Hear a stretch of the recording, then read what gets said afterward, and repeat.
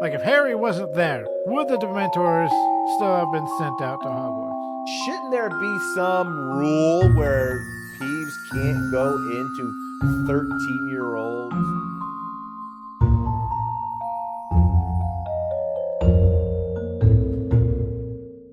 So, first of all, fitness journey. Haven't even started it. My girlfriend had a flare up, and we're going to do this all as a family because we're going to be doing DDP yoga. I've seen. I sure have. Yeah, Diamond Dallas Page. Yeah, man.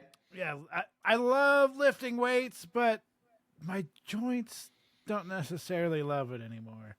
Sure. So I thought she could really benefit from the yoga, and my son, he just wants to be doing something in the gym. Yeah. So how are you doing on the little fitness journey thing? I've lost 11 pounds. Man, I'm slacking. No, I'm just kidding. I was going to say, I haven't gained any weight, though, but I haven't lost any. No, I'm kind of cruising around the 213, 214. And that's not bad. It's not terrible. I really need to be around 195, though. So, yeah.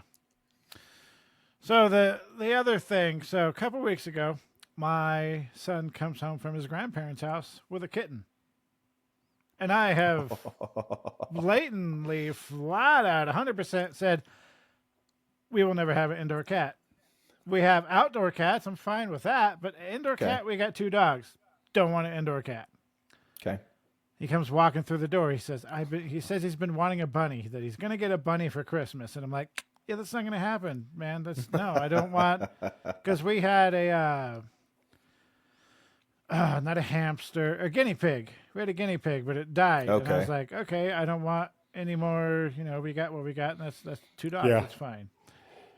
So he comes through the door. What do you have? A rabbit? Yeah. Opens it up, pulls out a cat, and I'm like, there's 2 of them. Luckily, my girlfriend said, no. We cannot have 2. So, yeah, we wound up with a cat. So we're dealing with that. But other than that, like, it was potty trained within a few days. There you go. And then we're just looking at our dogs going, a few days.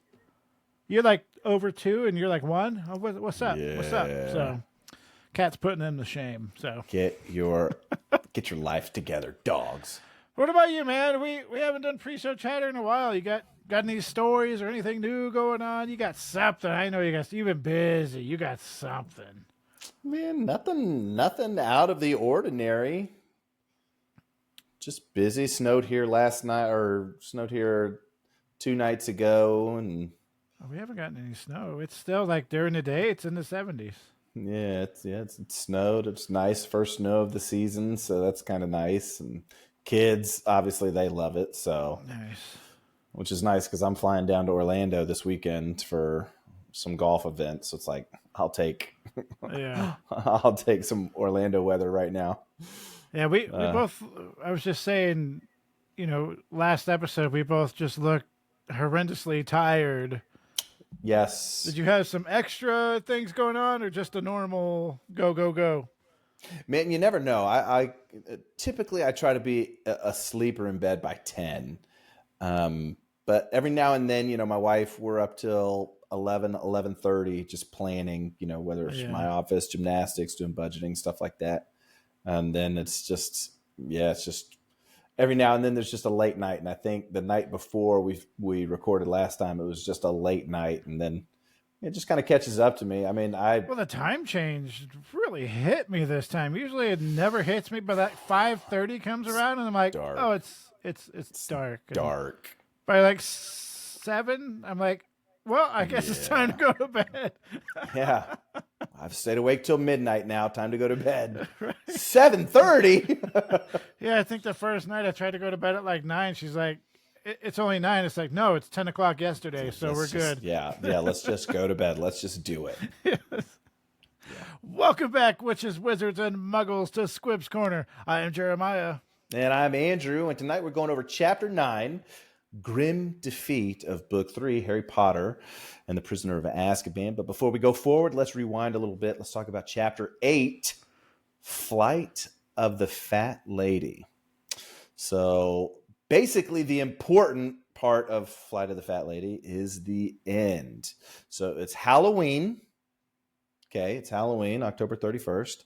Do you think Halloween got talked about more in this chapter than it did in the other books, or is it about the same? Just it's briefly still mentioned. Yeah, it's briefly mentioned, and like we said last time, you know what? I'll mention it this time as we go through it, because it's mentioned here. But all the kids, so they try to go back to their common room, and Gryffindor gets to the portrait of the fat lady, and she's not there, and her tapestry or canvas, whatever you want to call it, it's been all ripped up. And so Dumbledore gets there and is like, what's going on here? And Peeves is there, and he goes, oh, well, Sirius Black tried to get in without a password, and Fat Lady wouldn't let him. So then she took off. So now Dumbledore is like, Sirius Black is in the castle. Great. And that's how it ends. Yes. Right? That's how it ends. Yeah. So now we start chapter 9, Grim Defeat, leaving off on that. So let's jump into these 7-word summaries.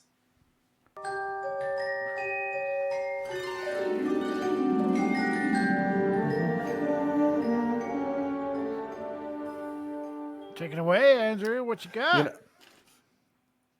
Will you cancel the Quidditch match already?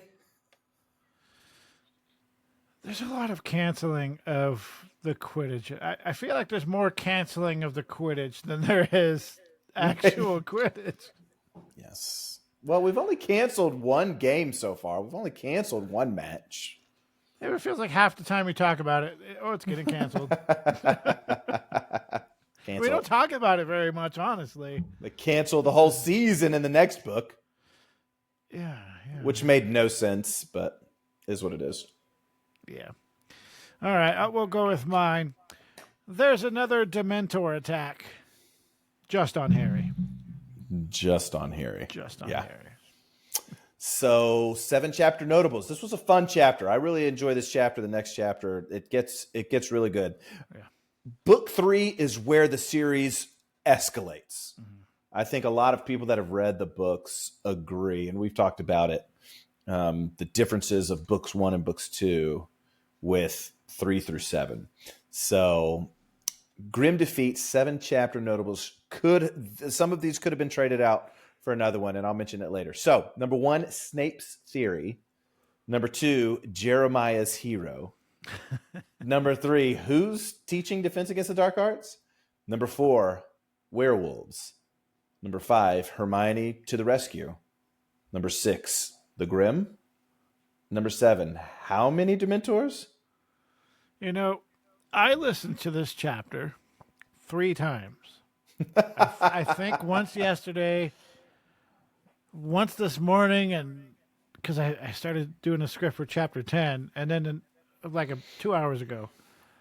The Grim, I kept hearing him talk about the Grim at the end. And then I kept listening to the chapter going, I'm missing something. It wasn't until I looked at this script and went, oh, okay. I got you. Just kept missing it. So, first chapter, or the first paragraph. I do that every time, I think. I always call it the first chapter.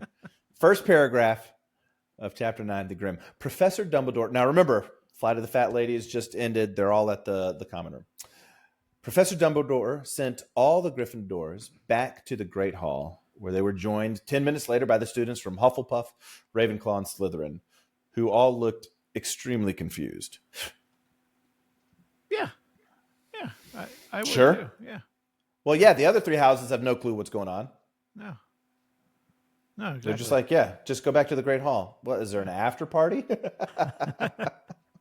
Dumbledore announces that he and the professors need to search the entire school. Naturally. Everyone was to stay in the Great Hall during the night, and that the head boy and head girl would be in charge. And Percy eats this kind of stuff up. Percy. If they needed anything, they were to send the ghosts with a message.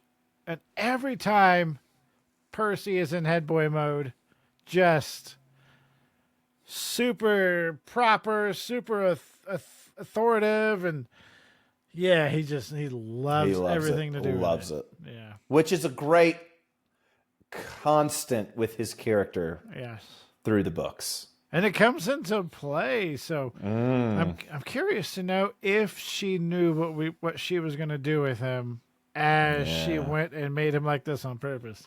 Or if it was just one of those like, oh, it's evolving. Oh, and what if he does this? Yeah, he does this. Yeah, he does this. That's great. Yeah. So with a flick of his wand, and I have an issue with this, so we'll get into it. With a flick of his wand, the tables were moved and hundreds of sleeping bags appeared. Cool as a kid, I guess. Like, oh yeah, we're gonna sleep on the hard floor with hey bro, couldn't you like beds? Now, they were described as like plush, cushy, purple sleeping bags. Yeah. They sound like, I mean, again, they're magical sleeping bags. True. Yeah. So maybe when you get in them, it feels like you are laying on just the comfiest bed. Ooh, that sounds nice. I hate sleeping magic. bags, honestly. I love sleeping bags. I have to unzip it all the way and act like it's a blanket because I maybe it has something to do with my claustrophobia. I hate it. Maybe. But full disclosure, some of the best sleep of my life is winter camping below freezing.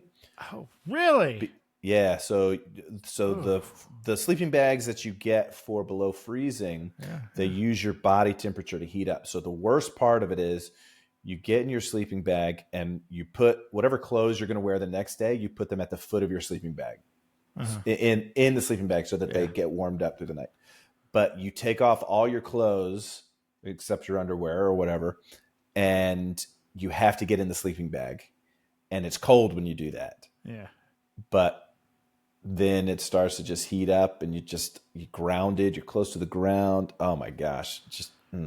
Okay. I think I got you. That still sounds amazing, but I thought you were saying you were camping in sub-zero temperatures, and I got really excited about that. I don't know if I've ever done sub-zero. I've done sub-freezing.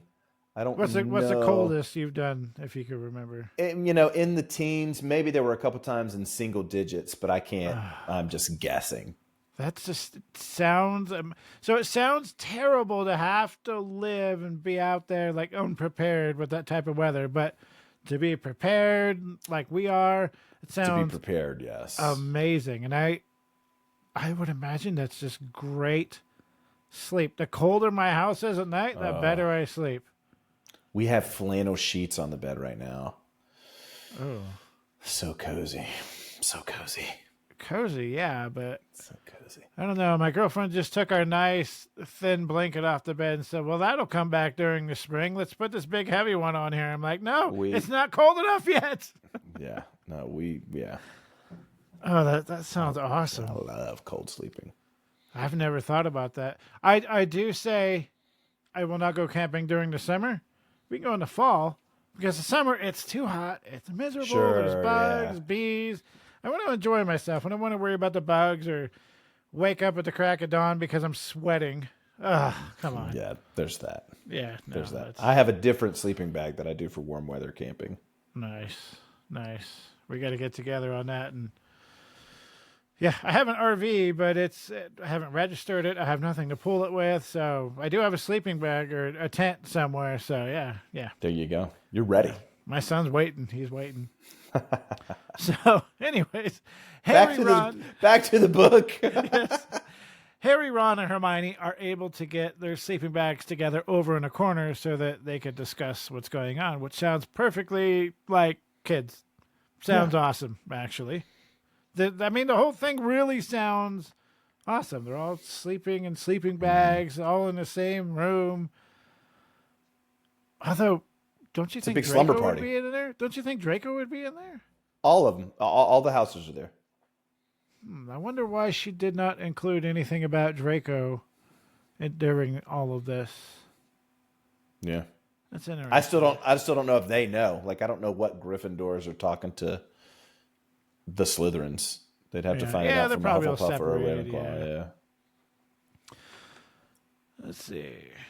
Hermione says it was lucky that Sirius Black chose tonight of all nights to try to break into a Gryffindor tower, since none of them were in there. But the real question was, how did Black get into Hogwarts in the first place? Several of the students gave their guesses on how he did it, but naturally, Hermione had to take them all to school because that's what Hermione does. And, we'll actually bring that up later in this episode, Snape and Hermione's little argument. Ugh. In Hogwarts, a history, you learn that Hogwarts is enchanted and protected by more than just walls, and it's impossible to magic your way in.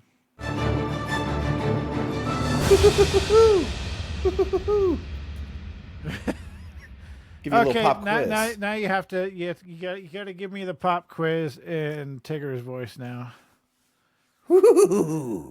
Well, Jeremiah, the wonderful thing about Tiggers is Tigger's a wonderful thing. Wow. That sounds too good, so we might have to stop doing that. Yeah, copyright. We did not pay for Tigger's voice. Okay. Did you hear the theory why he's called Tigger? No. Because he doesn't know how to spell tiger. That would make sense. Yeah. That would make sense. Hogwarts: A History was written by Bathilda Bagshot. So proud of you. Boom. So proud of you. Didn't even let you finish the question that time. Didn't even let me finish. I like it. That's a first. All right, so they're all in the Great Hall. Percy, the professors leave, the staff leave. They're going to search the castle, which obviously we can't trust them because they all searched the castle for a Chamber of Secrets and couldn't find that. So now they're going to try to search the castle for the only person that's ever escaped Azkaban. They're going to go have a spot of tea instead. And was able to get past the Dementors and whatever magical enchantments Hogwarts has. And was They're going to ask some portraits that were nowhere near the common room what happened. Yes. So adults leave. Percy calls for lights out, tells everyone to stop, get some sleep. Every hour, a teacher would come in and check on the students, make sure everything's still okay. But at 3 a.m, Dumbledore came into the Great Hall. Harry was able to overhear him and Percy speaking, and Dumbledore said that they found no signs of Sirius Black in the castle. They will, however, have a temporary guardian for the Gryffindor common room, and that the fat lady is actually hiding in another picture. And she'll return when she calms down and after Filch has had a chance to restore her canvas and get her back to normal. But Dumbledore's conversations weren't over just yet. Snape wanted a word with him. He updates Dumbledore on the search that he and other professors and ghosts have done, but Snape reminded him of a conversation, asked him, do you remember the conversation that we had before the start of term? And what's funny here is he was talking, and he didn't want Percy to know what they were talking about, right? And it's like, I think Percy would kind of be a little clueless because he's too much in his own head, I think. Yeah, but it's also like, Snape, tell Percy to get away. Yeah. Right. I need to talk to the headmaster alone. Are you a teacher or not? Not me. Not Hermione. You. So anyway, so he reminds Dumbledore of a conversation that they had before the start of term. And then he says, chapter notable number 1, he suggests that Black getting into the Hogwarts would have required inside help. So we learned that, okay, they had a conversation about something before the start of term, and that now Snape thinks that somebody on the inside was helping or would have assisted Sirius Black getting inside. But Dumbledore brushes this off, and he states that he needs to go talk to the Dementors about all this. Turns out that the Dementors actually wanted to come into the school to help search for Black, but Dumbledore was not having any of that, obviously. And I love how close Snape came to saying who he thought was helping Sirius Black get into the castle. He came really close, and I was like, oh, man. Like, if somebody was paying closer attention than Harry would, I think, they might have put 2 and 2 together. I know Hermione's really good about putting two and two together. So if she had overheard it, I think she might have went, does he mean? Yeah. Yeah. So obviously for the next few days, all anyone could talk about was Sirius Black and how he got into the school. It turns out that the ripped canvas of the fat lady had been replaced with the portrait of Sir Cadogan and his fat gray pony, which, man, I am sure that Sir Cadogan was all for this, like, something prideful for him to do, honorable. Oh yeah. Well, because none of the other paintings wanted to do it. They were like, no, not after what happened to the fat lady. Which leads me to, I beg the question. I think you're going the same direction as I was just going to go. Or was she injured? Can they get injured? Yeah. If they can move across portraits? Yeah, they can't get hurt. I'm wondering if it's like, okay, I'm sure, if their portrait is destroyed, like she did, she just went to another painting and then I was like, okay, we're just going to bring a canvas over here and you can just move back into this one. Like, is to do or you can the just paintings make a new canvas. Get physically harmed. Now, we do know in later books that magic can affect paintings in their own portrait. So if we fast forward to book 7,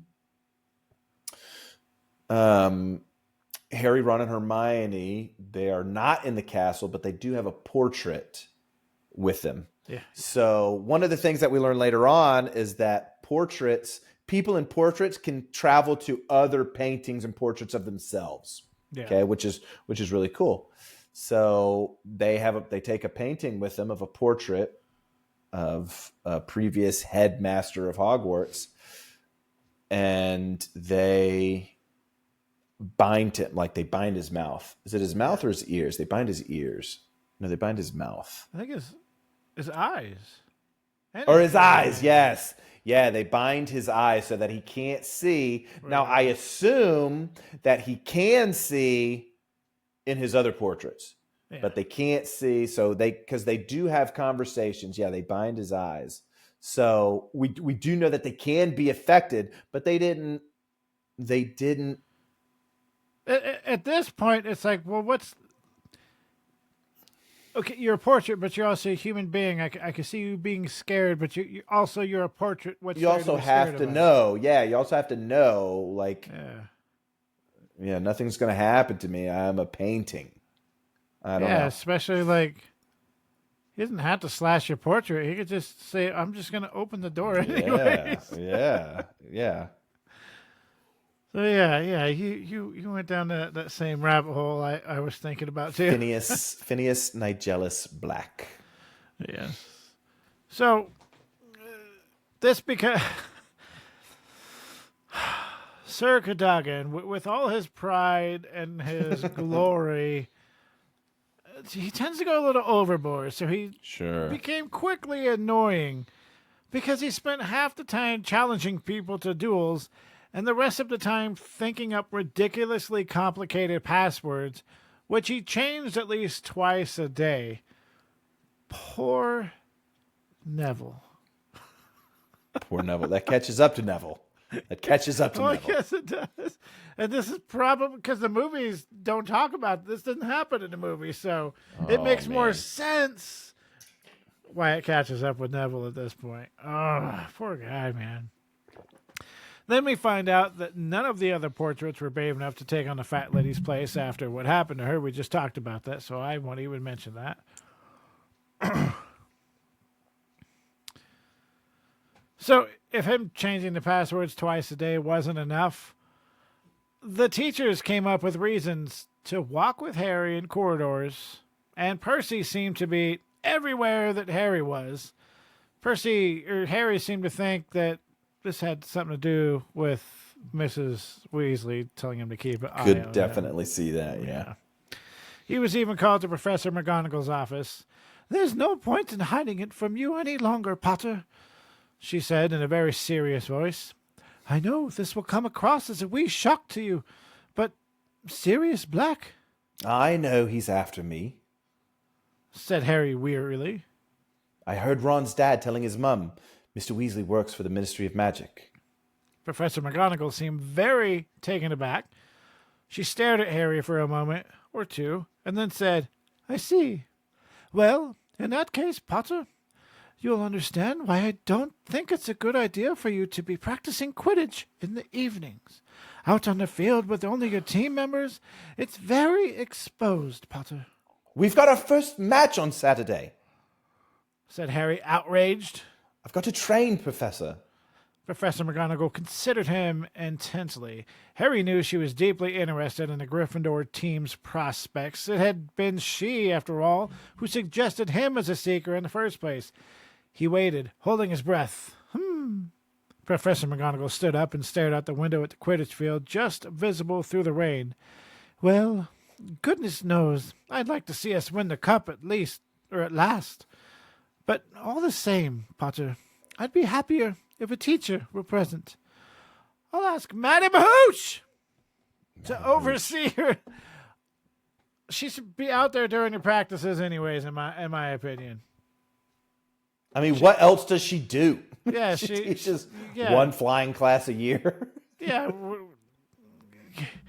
And then rests. I don't think anybody read or listened to her say, I'll ask Madame Hooch to go out there. I don't think anybody went, huh? Why her? I think everybody went, oh, yeah, duh. Yeah, makes sense. Yeah. But I love how Professor McGonagall is like, Harry, there is a mass murderer on the loose that wants to kill you. We believe he wants to kill you. So I can't have you out at night. But Professor, I've got to train for Quidditch. Well, dang. Well, now that you mentioned that, I would love to win that Quidditch Cup. You know what? Okay, I'll allow it. like, what? Like, McGonagall, what are you doing? Yeah. Well, like, they also know about Voldemort, right? And Dumbledore, he's thinking, something's going on with Voldemort.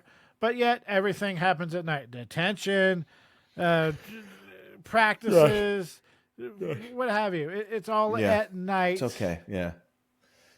Yeah. Like Harry's just, bro, I already have somebody more dangerous than him after me. Like, now it's a big deal? Now it's a big deal. Okay, cool. He killed 13 people. He broke out of Azkaban. You know what? I'll put Madame Hooch out there. You should be good. You should be good. And do you think the Dementors are at Hogwarts on Harry's behalf? Like, if Harry wasn't there, would the Dementors still have been sent out to Hogwarts? No. Yeah. No, I don't think so. Man, what? Yeah. Sometimes I can see Harry's attitude and how he's like, yeah, bro, I just want to be normal. Like, I'm 13 years old. I already can't go to Hogsmeade. I got to hide all my stuff from the Muggles over the summer. Like, come on, don't take Quidditch away from me. All right. I get it. Oh, that's well, naturally, since we're talking about Quidditch, there's an owl in here somewhere.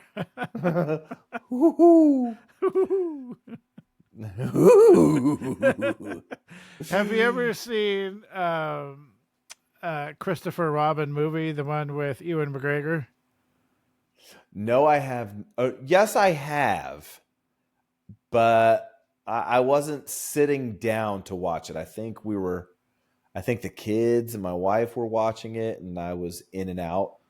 Ewan McGregor, he's one of my favorite actors. Love Ewan McGregor. I don't know if you've seen Moulin Rouge, but his voice is just incredible. Long time ago, yeah. Yeah, there was a part where he's holding Eeyore, and he drops him, and Eeyore goes, on the ground where I belong.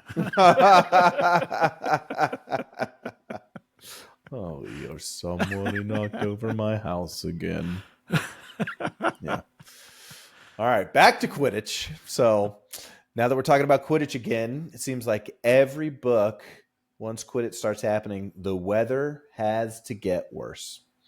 Can never be too beautiful for Quidditch. They picked the perfect time of the year to start Quidditch, apparently. That's true. That's true.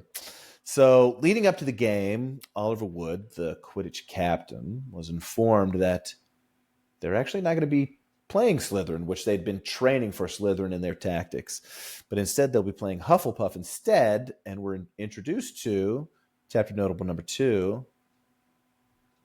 Dare we say Jeremiah's best friend, Cedric Diggory, whom the girls on the team seem to be quite fond of.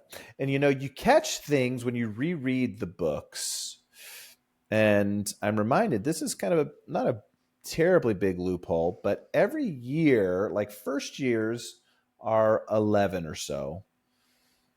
Second year's 12, third year's 13, so on and so forth. Cedric Diggory is introduced as a fifth year Hufflepuff, which means that he should be around 15 or so. Next year, he will be in his 6th year. And the Goblet of Fire happens next year, right? How old do you have to be to enter the Goblet of Fire? You have to be 17, right? Yeah, the Triwizard Tournament. Yeah, you've got to be 17. So there's kind of a little, not a huge discrepancy in the timeline here, but maybe Cedric started late. You never know. That's a good typically plot hole, yeah. Typically, not, and it's not even a huge plot hole, but it is one of those like, oh, dates are off just a little bit. Yeah. Anyway, so they don't ever say how old he is, so right, they never mention it. Yeah, it's not like it's not a hard and fast rule. Obviously, people can. Hey man, he could have got held back a couple times. He was held back. I mean, he is a Hufflepuff. He is a Hufflepuff. So we're introduced to Cedric Diggory, and it turns out we'll get through this chapter eventually. That's right. Turns out that the ladies on the Gryffindor team, which I was going to do a pop quiz on you right there. Should I do a pop quiz on you right there? I don't know if you're sure or not. Well, I guess the button gods have decided. What are the names of the 3 girls on the Quidditch team? Gryffindor Quidditch team. See, I know this, but now that you asked me, I don't remember. I know. I just lost one of them. I want to say Hannah Abbott. No, that's completely wrong. That's a Hufflepuff. No. Oh, they just all 3 escaped my head. Oh my gosh. Lavender Brown. Stop it immediately. Oh crap. Stop it immediately. Not only is she Alicia Spinnet. Okay. Yep. Pansy Parkinson. Stop. She's a Slytherin. First year. So man, the one I'm picturing, I can picture her in my head. You've named a Hufflepuff, a Gryffindor, and a Slytherin. Why don't you say Luna Lovegood and get Ravenclaw out of the way? Luna Lovegood and Bellatrix Lestrange. Yes. Okay, you named one, Alicia Spinnet. When you tell me, I'm going to be like, yep. You're gonna hate yourself. Yeah, you're gonna hate yourself. Yeah, go ahead. Katie Bell. Angelina Johnson. Okay. Okay. Yep. Angelina is the one I was picturing in my head, but we love Angelina. Angelina ends up with George. You know, sometimes I'll meet people and it'll take me like a year to remember their names. Yeah. It is what it is. Yeah.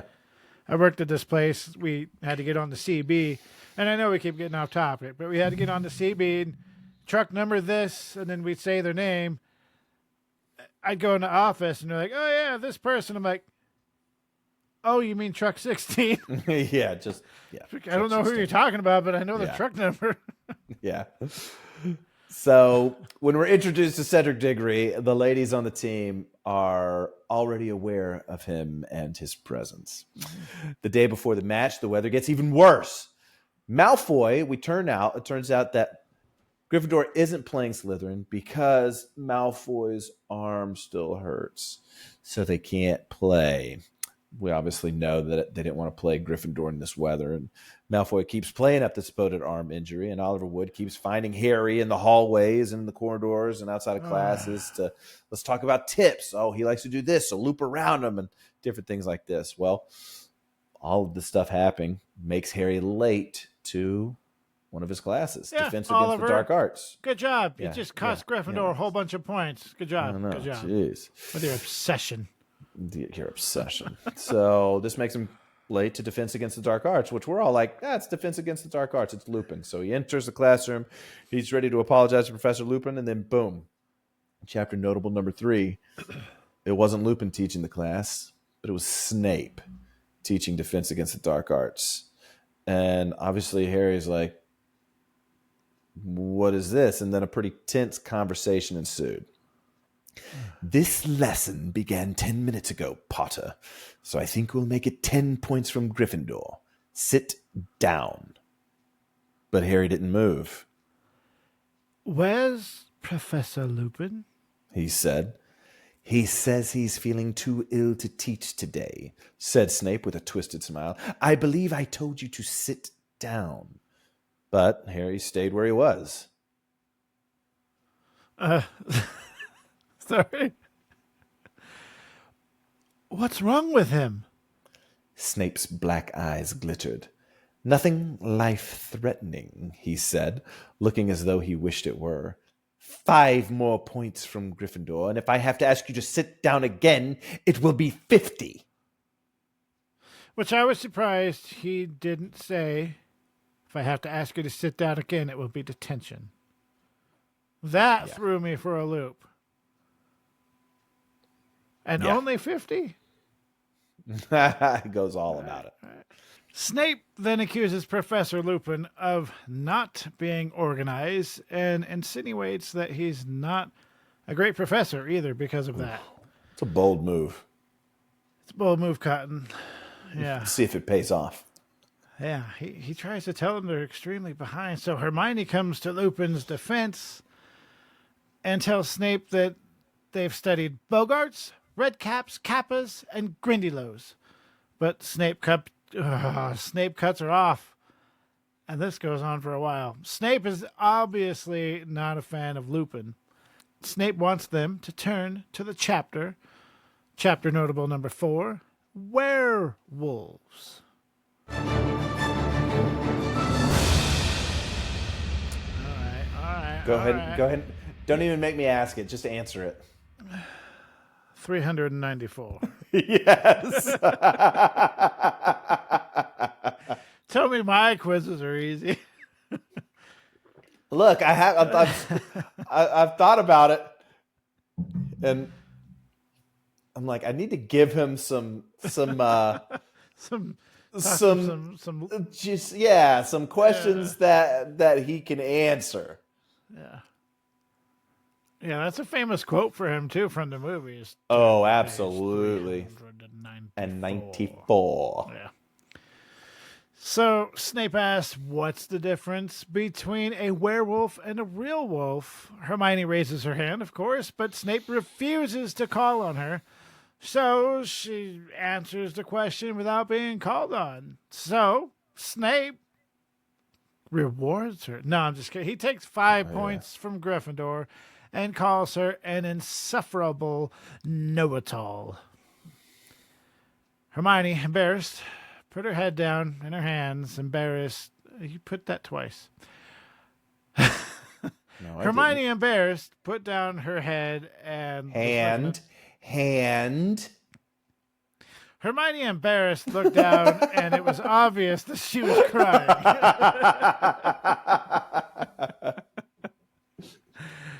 And then Ron, of all people, couldn't take it anymore. You asked us a question, and she gave you the answer. Why ask if you don't want to be told? Earning him a detention and a threat. If I take it away, Andrew. And if I ever hear you criticize the way I teach a class again, you will be very sorry indeed. See, there again, I was surprised that Snape gave the detention to Ron and not Harry. Well, Ron's the one that, he calls them out. You know what's wild? These kids, like, you still have this guy in potions. This isn't just some random substitute for Defense Against the Dark Arts. You still have him for the rest of the year. Crap. You guys are pretty brazen. I wonder if that's the same day. Must not be. Must not be. It's not brought up. Not brought up. But needless to say, after that little encounter with Ron, the rest of the class was pretty silent while Snape continued his criticism of Lupin and even how Lupin grades the class on their papers and then insults the class on he gave that a 10, I'd give it a 3. You know what I'm saying? He gave that an 8, I wouldn't give this anything. Yeah. I would expect first years to know this by now. Yeah. Oh so they're having this miserable class with Snape, and then it's over, and they're like, sweet. And then what does Snape do? He gives them homework. You will each write an essay to be handed in to me on the ways you recognize and kill werewolves. I want 2 rolls of parchment on the subject, and I want them by Monday morning. So, weekend homework. It is time somebody took this class in hand. Weasley, stay behind. We need to arrange your detention. And this is what I assume you would have made a chapter notable, right? Well, we did make it because Snape is, Snape. It's like, why is Snape teaching? Yeah. But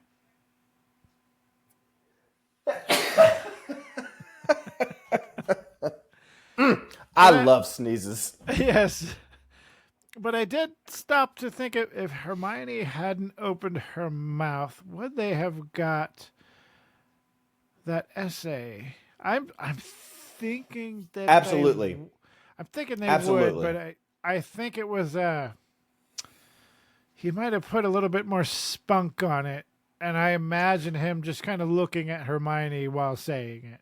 Well, and we can talk about this because there's a couple things that I want to talk about after we end. A couple of spoilers, right? A couple of spoilers. We'll come back to this one. Do it. So they all leave. The class was, puzzled why Snape would act like that towards Lupin. And then we find out Ron comes and joins them 5 minutes later. He's got to clean out the bedpans in the hospital wing without magic, which is rough. So anyway, later that night they go to bed. The wind, the rain, the storm is just raging outside. That following morning, Harry wakes up at 4:30 in the morning because Peeves, the poltergeist, has been blowing in his ear. Can we just talk about that for a minute? Why?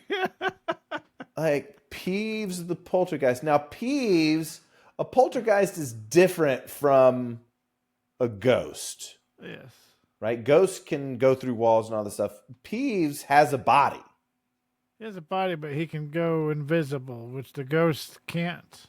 But yeah, he can go invisible, but can he go through walls? Like, I don't understand it. And if he can, shouldn't there be some rule where Peeves can't go into 13-year-olds' rooms and disturb their sleep?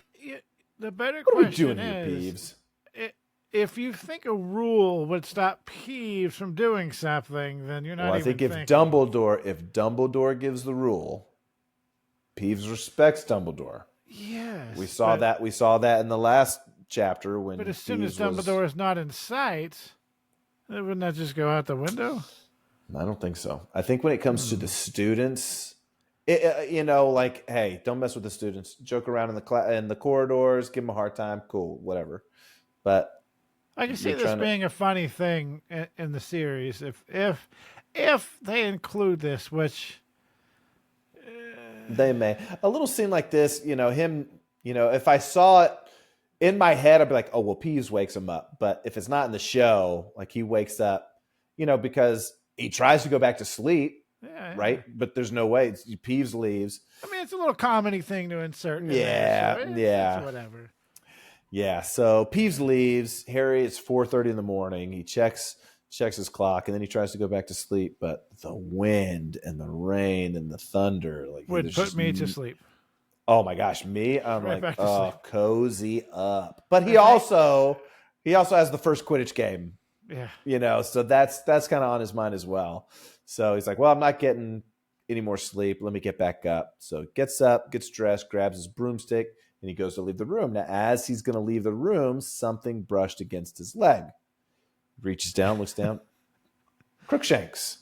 So Harry gets him, grabs Hermione's cat, and takes him outside. And he's like, you know what? I'm starting to believe that Ron's right about you. Like, there are so many mice in this castle. Yeah. But you are dead set on Scabbers. Yeah, I think I've been sleeping with a white noise machine for 10 years. Mm-hmm. Normally it's an app on my phone, but I went through the trouble, was it this year, of trying to find like an actual white noise machine for my son. Mm. He used it for a little bit, and then he didn't use it anymore, and then my girlfriend asked if we could have it, and now it's in our room. It's just thunder, lightning. It's all the same. There you go. Yeah. Lately, I've been trying to sleep without it. So I can fall asleep without it, but if I wake up to go to the bathroom or something, then I lay there. I'm like, oh, I can hear everything. Let me turn that Yeah. on. Yeah. You sleep with the white noise? We've got a little fan. And we got the fan as well. But. Yeah, it's a window fan. So it's smaller blades. There's 2 smaller blades in it that brings. So most of the year we have that in the window. The last couple of nights we have not had that in the window. We've had the window closed, but we'll still stand it up in the corner and just keep the air what's a circulating. good temperature for you to sleep very good? I like to be in the 60s. I like it to be in the 60s, the low 60s while I'm sleeping. And that way, I love bundling up. Low 60s, high 50s. Sometimes our room stays warmer than the rest of the house. So if it's 63 in a room, it's probably 54 in the living room, which just drives me crazy. But even then, I'm like, oh yeah. My girlfriend's like, man, my legs stiffened up on me. I didn't sleep very good. I was like, no, this is perfect weather. Yeah, keep it cool. I got to find her heater blanket again, I think. Yeah. Those are nice. The colder, the better for me. No, she tried to get like a full king size one. And I was like, no, get like fold it up on top of you. Just get it off of me. Yeah. No. So we fast forward to a few hours later, and they're getting ready for the Quidditch match. Harry thought the match might be canceled due to the weather, but of course not.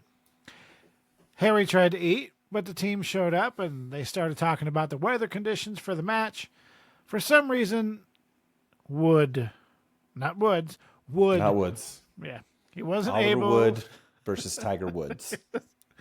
He wasn't able to speak before the match to give his usual pregame speech. The whole switcheroo from Slytherin to Hufflepuff last minute really threw him for a loop because he knew that Hufflepuff was better than Slytherin. So he had a whole nother game on his hands. I'm just kidding. It doesn't say anything like that. But hey, maybe they are. Well, he did talk about, they trained for Slytherin's tactics. Yeah. And he was like, Hufflepuff and Slytherin do not play the same way. Slytherin is more, brute force, while Hufflepuff is more finesse and technique. Well, he was getting mad about it because Fred and George were like, oh, it's Hufflepuff. We slept before with them in like 5 minutes last game. And Wood's like, no, this is what I'm talking about. We can't get lazy, can't get cocky. And this is his last year. Yeah, he's right. We have to remind you, right. this was last year. Yeah. Yeah, nothing to throw you for a loop than playing a whole different team. Yeah. So they walked out onto the Quidditch pitch, and the wind was absolutely howling. The match started, and Harry kicked off the ground, having a hard time controlling his broom in the wind. Yeah.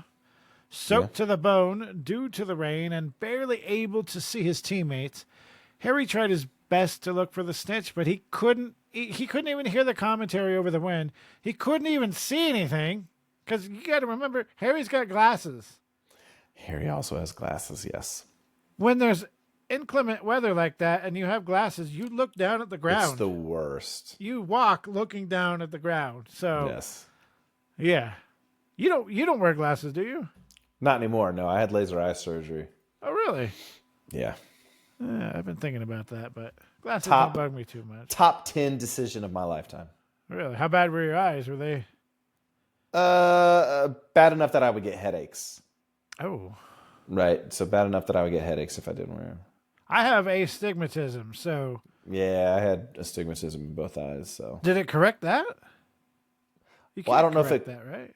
I mean, I don't know if you can correct the astigmatism, but they did laser eye surgery on me, and driving at night for me is starting to get really annoying because all the reflections and glares that aren't actually there, but I am seeing them, and I've seen a bunch of people online talking about this is what you're supposed to see at night. This is what people with astigmatism see, and I'm like, oh, that's not normal. Yep.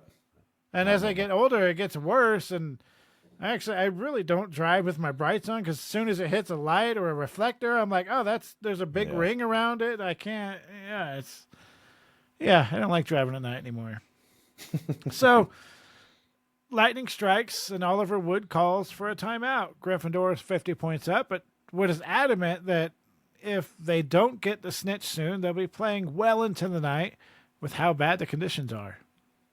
Which is crazy because usually the games start early. They eat breakfast to get ready. So they're playing the game before lunch. And now he's like, if we don't catch the snitch soon, I'm like, bro, we've been playing for 15 minutes. It's 11:15.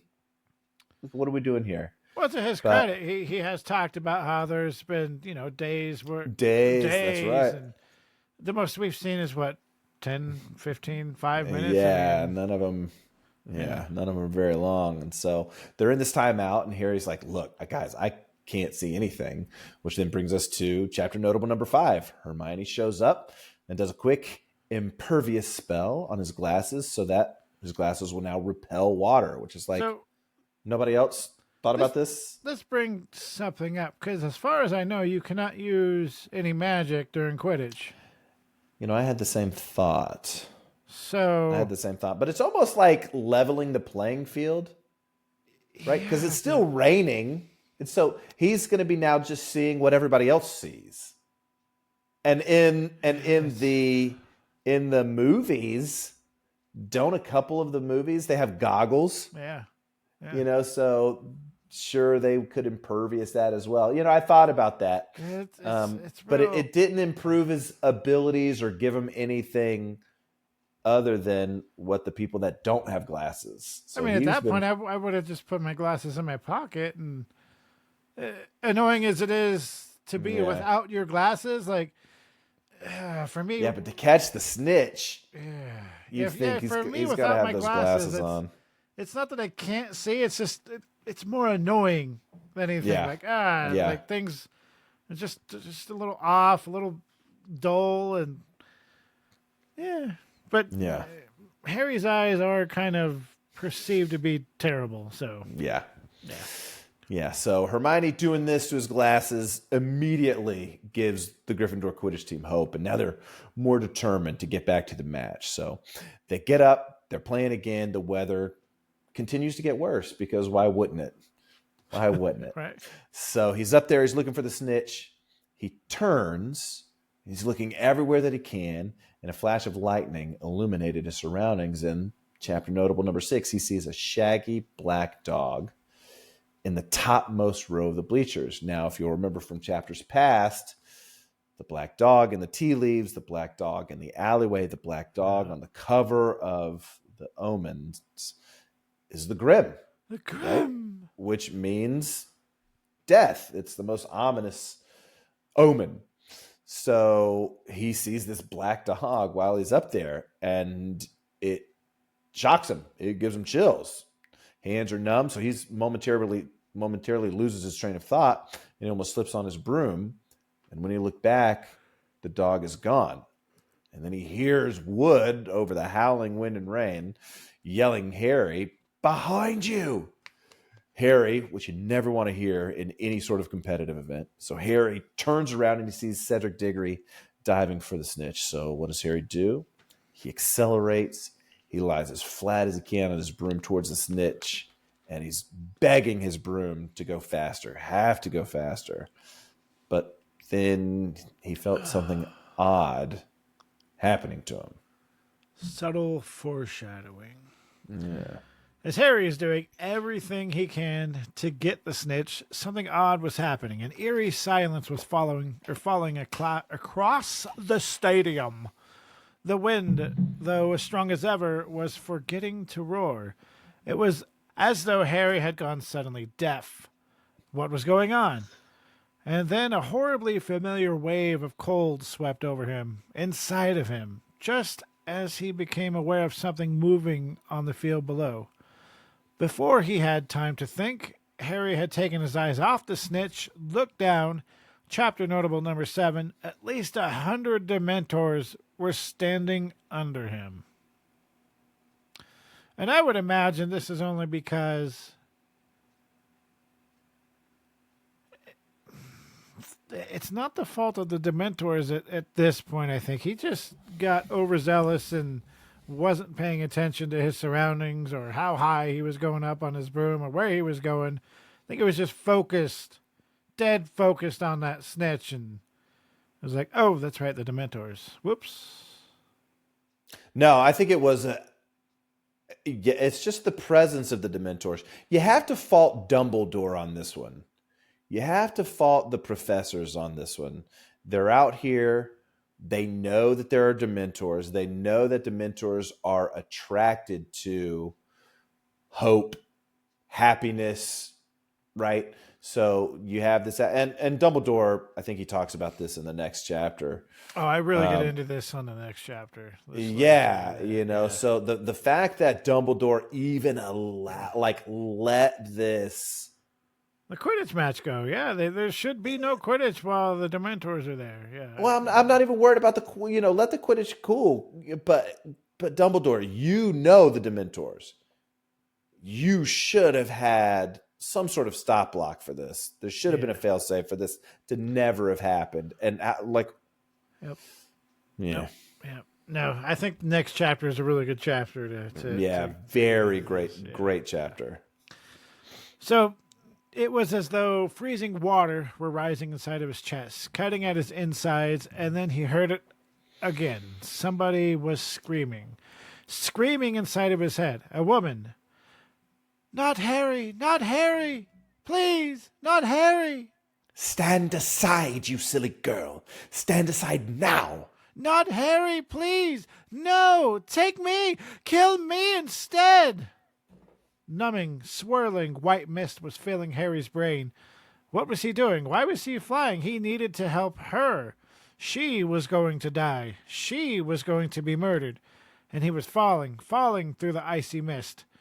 Not Harry, please. Have mercy. Have mercy. A shrill voice was laughing. The woman was screaming, and Harry knew no more. Harry fell to the ground unconscious.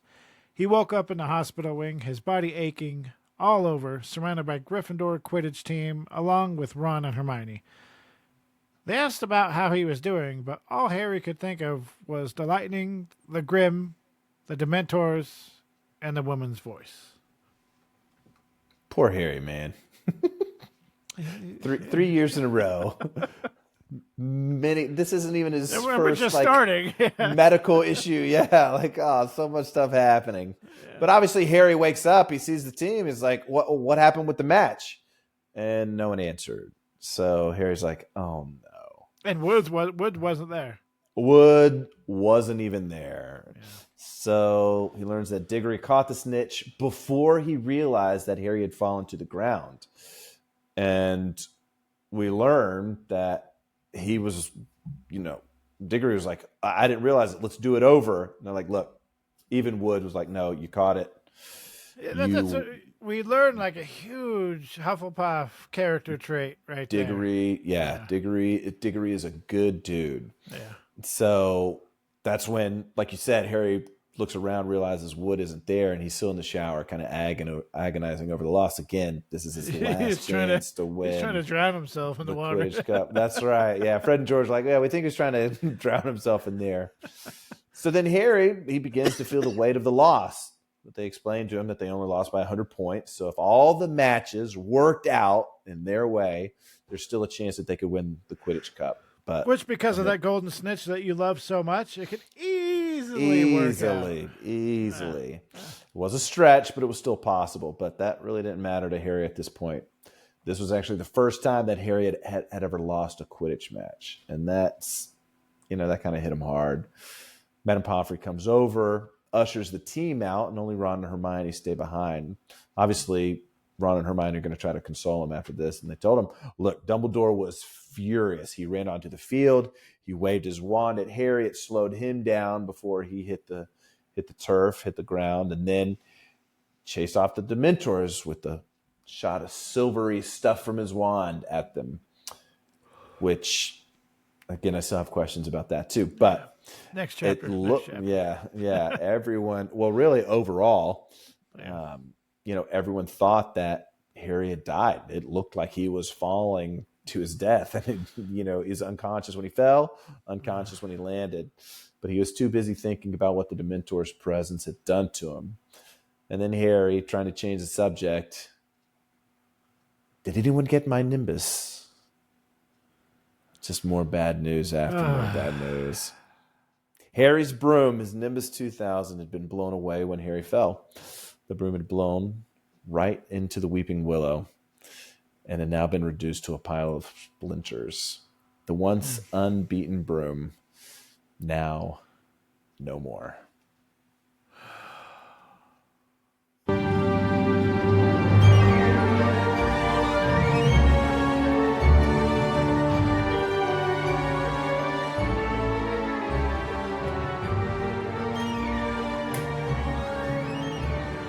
So I'll say it real quick before you get into the spoilers. This chapter does a great job in setting up things to come. There's a lot of little subtle things that happen, and I know there's a lot more time to talk about what we're going to talk about in the next chapter, but I just felt it was the right time to we're going to have a conversation about it. So. Yeah, it's a great chapter. A lot of things happen in this chapter. Mm-hmm. Like a lot of things happen. Not Sir only Cadogan. He has his moment. You got Sir Cadogan gets more. They sleep in the Great Hall. Lupin is ill. Right? Snape is there. Yeah, we get Cedric Diggory, who we see for a couple of books and is mentioned in more than just a couple of books. Professor Lupin and Snape. Professor McGonagall was going to talk to Harry about, so a lot of things happen. Yeah. So it's a very fascinating chapter. Big setup of a chapter. Big setup. Love it. Totally worth it. Very glad that it's in the book. Yeah. And what were your spoiler? Okay, so I'll talk about the spoilers. Did you want to wait till the next chapter? No, because they're long-term spoilers. They're things they're long-term spoilers. So let's see. The first thing that we talked the spoiler about was Hermione's like, oh, it was super lucky that Sirius Black chose tonight, Halloween, where we weren't even in, the common room. Well, two things. It's like, no, I think Sirius Black planned that for two reasons. Number one, October 31st is the anniversary of James and Lily's death. Yeah. Right. And he knew that the students wouldn't be there. They would be in the Great Hall. So I think Sirius... He's trying to get something very specific. Yeah, that's the thing. Look, he's looking for Peter. Yeah. Right? He's going after Peter on October 31st. I think it's great because I think the setup here is you think somebody's looking for the invisibility cloak.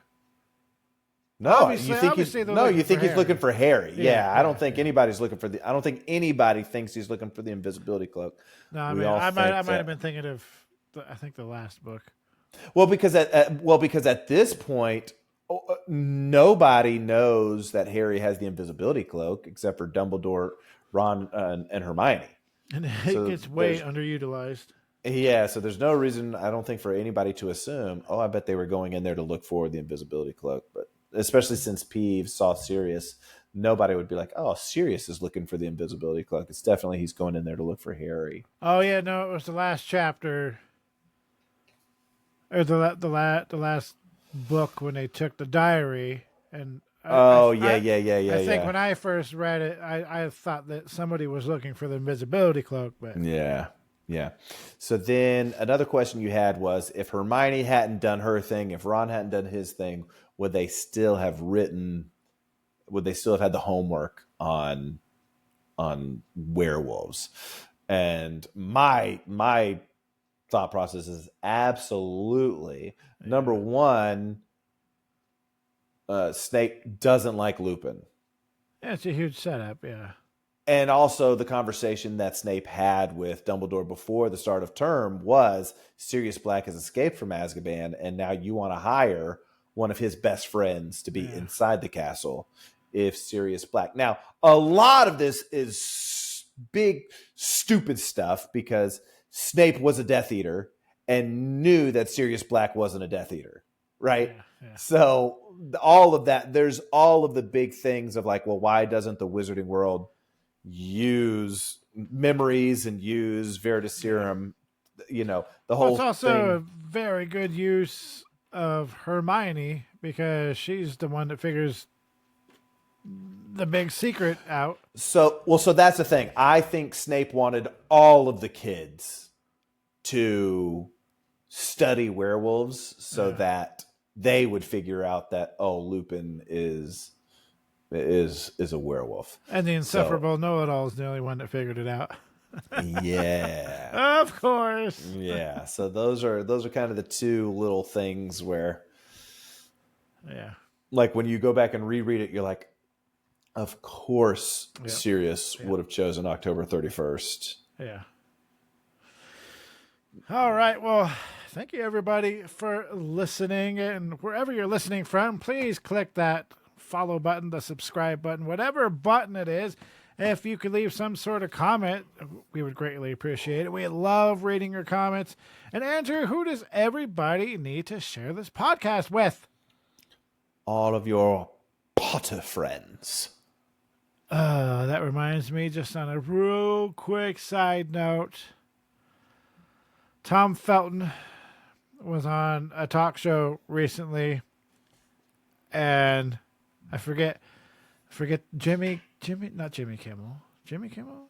Didn't he retire? I don't know. He was talking, and Tom Felton goes, you know what? I got to stop you real quick because you pronounced Potter wrong. Potter. You said it like Harry Potter. Harry Potter. I was like, you know what? Coming from him, that does sound stupid. Yeah. Potter. Yes. So join us next time where we cover Chapter 10, The Marauders map. Andrew, Great chapter. sign us out. You think the dead we loved truly ever leave us? You think that we don't recall them more clearly in times of great trouble? Squibscorner is hosted by Jeremiah Lobaugh and co-hosted by Andrew Beecham, myself. We would love to hear from you, so drop us a rate and review. To inquire about being a guest, or if you have questions, comments, or just want to give us your Harry Potter story, email us at squibscorner@gmail.com. To watch Harry Potter merch unboxings, follow Jeremiah's YouTube, Accio Potter Guy. Lastly, you can leave us a voice memo and follow us on Instagram at Squibscorner Podcast.